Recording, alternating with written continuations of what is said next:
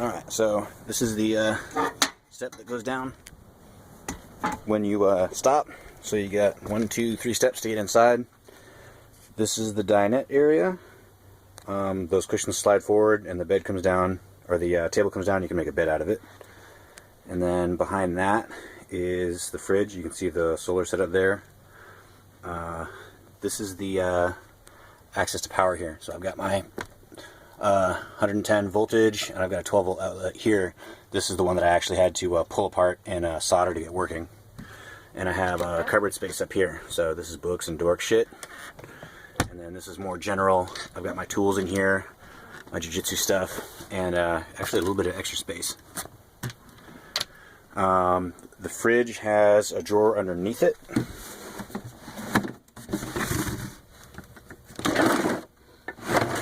There's also, that's when the power cord, the big thick 15 amp power cord comes in. It's just rolled up in there. It's nothing fancy. So fridge, freezer, and then another storage area up here. This is kind of miscellaneous. This is where I usually keep my toilet paper and some supplies for the Shasta Q-tips. Then there's this is a LED that I installed there to replace the old incandescent lights. This is the sink, medicine cabinet, some more cupboard space underneath here, so this is where all my chemicals go. Shower area. This is how I keep it after I take a shower, so this thing can dry out. This is something I also added. There used to be this, there was a crappy metal track here that hung down. You can't really tell with video, but the curtain would hang down inside here, so it would stick to you while you were trying to take a shower. So I removed it and got one of these. This is just like a $3 shower rod from Walmart, and then they didn't even have curtains small enough for this, so a full-size curtain cut exactly in half is the right size for this. So when this thing gets funky, I have the other half of it, and I'll just throw that up there. This is a new shower head I added. The other one had one that looked more like it belonged here. It was the same yellowish color as the tub. I also went around the tub with lap sealant when I thought that the tub leaking might be the cause of the water leaking out the bottom, but it turned out to be the drain, which has been fixed. I actually got really frustrated with that. I had to take it to the specialized RV guy. So then there's the bed here. This is a weird size, somewhere between a queen and a full, with this corner cut off. So when I got this memory foam mattress, I had to actually go at this thing with a knife to get it to fit. Let's see. So yeah, this is what the lights that come with the Shasta look like.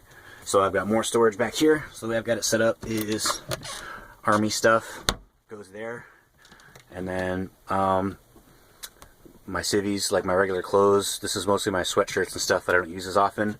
Most of my clothes that I use every day go into this thing. So this is a full length.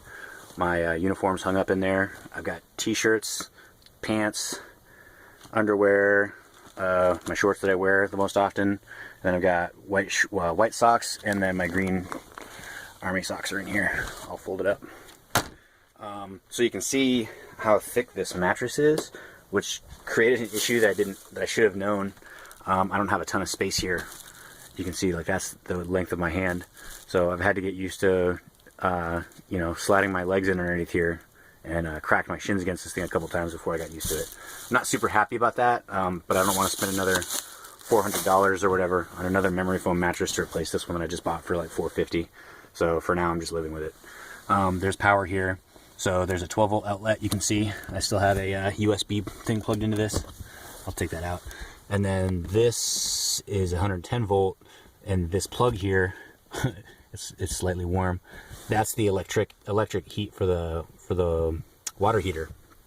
I think it's an add-on to the water heater that's normally propane. That plug goes underneath the bed, and then you can peer in through a hatch on the outside, and I saw that is like plugged into the water heater, so some kind of heating element, which is good because it saves me a lot of propane. This is the controls. It's the thermostat for the furnace, the propane furnace. That thing does kick ass. When it's cold out, it'll heat the place up real quick. This is a carbon monoxide detector. Ugh, it's dusty. Alright, so coming back the other way, now on the right side of the RV. God, this is blurry. Alright, microwave. There's a bunch of space in here. There's a bunch of wasted space. It'd be nice if this was a little smarter and there was like a drawer up here or something. It's just a big cavity, you know, a cabinet with just a microwave sitting in the middle of it with a 110 volt outlet. Let's see, where is it? It's down the lower. Yeah, I've got all my face cloths here. So there's a 110 volt outlet there for the microwave. And then this is the hood of the, to go over the oven. This is the status lights. These other switches, this is a light that comes on here, and then the fan that doesn't work, but it doesn't really matter because I have the fantastic fan overhead. The oven often acts as a drying rack. I can put cups upside down right on these whatever you call them, the metal things that go over the burners. So I haven't found it necessary to have a drying rack. I threw away the one that was in here. This is a propane oven. I can actually bake stuff in here. Little drawer, all my silverware. 3 drawers here. This is like my main junk drawer on the top. So all my little odds and ends.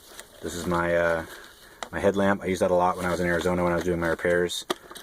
This thing I use a lot because the oven does not, they're not self-lighting. So you got to turn on and light it with the lighter. And then I've just got all my little electronics and stuff, duct tape. I've got it all pretty well organized in here. Coffee pot, small amount of counter space here. Got all my papers from work. Just set them down here. Right. Yeah, I use this thing. I made eggs this morning. I use that thing all the time. And then overhead, this is basically my pantry. So the plates that I use if I have guests over, this big one, this big plastic plate, is one of the few things that I kept from the previous owner because it's a big ass plate. I use it for salad. And then a ceramic bowl when I want to have something a little nicer. What I normally use is paper plates and these Tupperware, these guys. I use these for pretty much everything. I microwave food in them and store it in those as well. So if you look in the fridge, I've always got food stored in these Tupperware things that all stack into each other. All my spices, salt and pepper, adobo, my olive oil, sriracha's back there. And then soup. This is my coffee and rice and beans and stuff in here. And then let's see, underneath here on the right side is normally where this thing lives when it's clean. And I've got my French press for when I'm not plugged into power, so I can't use the drip. A pan and pots for the propane. This is where the electric griddle will go. And then instead of messing around with having a hamper, I realized that I could just stuff my clothes in here. It's actually laundry day. I gotta I gotta put this stuff in the wash. But yeah, the laundry just goes right underneath the sink here, which turned out to be pretty convenient when the sink had a leak because it was just making my laundry a little wet, and that's how I noticed it. And then I fixed it. So yeah, it's a little weird keeping dirty clothes in the cupboard, but for me it works really well because it was just a pain in the ass having a trash can and a hamper sitting over here. Let's see. So yeah, and then this is where all my shoes go. Trash can, the overhead. I've got it pretty well organized right now, even though it doesn't look like it. That's a gi that I just need to fold up. Glass stuff for recycling. This thing is big enough that it's kind of a pain in the ass to store, so I just keep it up here. PTs, daily uniform, my ladder, this thing that I need to install up top. And then this blanket just goes to block people from looking in up front. This is what the van looks like from the inside. It's just 2 seats. They both turn around, so if I have this thing covered up, one thing I want to do is add nice curtains so it's easier to cover up the front, and then I could sit in these chairs. But that's not the only thing that makes these chairs inconvenient. The other thing is there's no light overhead there like there is in the rest of the RV. So I would need to install a light in there for if I wanted to like sit in this chair and read or something. So that's pretty much it. That got to be 10 minutes long just the way it was.